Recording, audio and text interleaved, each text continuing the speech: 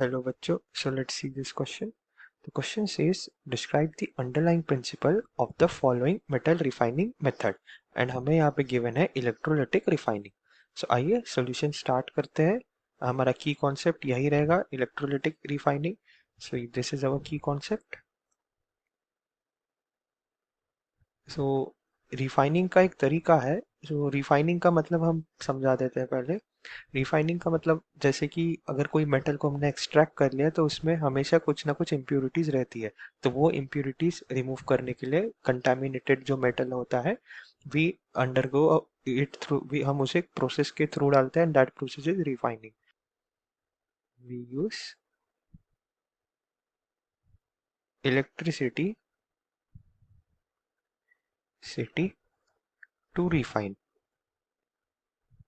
अब हम क्या करते हैं इलेक्ट्रोलाइटिक रिफाइनिंग में वो जान लेते हैं. यानी जो पूछा है प्रिंसिपल, एक एग्जाम्पल के साथ हम प्रिंसिपल समझाएंगे. पहले हम प्रिंसिपल लिख लेते हैं. तो वो प्रिंसिपल यही रहता है कि द इम्प्योर मेटल जो हमने एक्सट्रैक्ट किया है, दैट इम्प्योर मेटल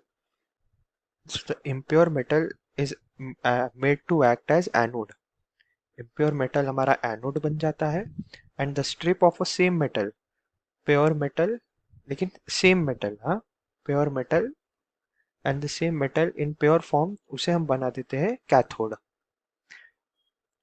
एनोड हमारा पॉजिटिव टर्मिनल होता है एंड कैथोड हमारा नेगेटिव टर्मिनल होता है. और ये पूरे सिस्टम को, and this system is put in, we put this system in suitable electrolyte suitable electrolytic bath suitable electrolytic bath containing soluble salt containing soluble salt soluble salt of same metal of same metal. उसी metal, जो metal को हमें pure करना है, उसी metal का हम एक सॉल्ट बनाते हैं एंड उसे एक इलेक्ट्रोलाइट की तरह रखते हैं.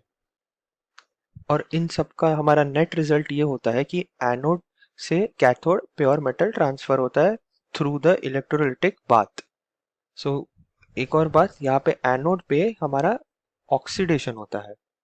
एनोड पे ऑक्सीडेशन होता है, ऑक्सीडेशन, एंड कैथोड पे रिडक्शन, कैथोड पे रिडक्शन. अब हम एग्जाम्पल से समझाते हैं.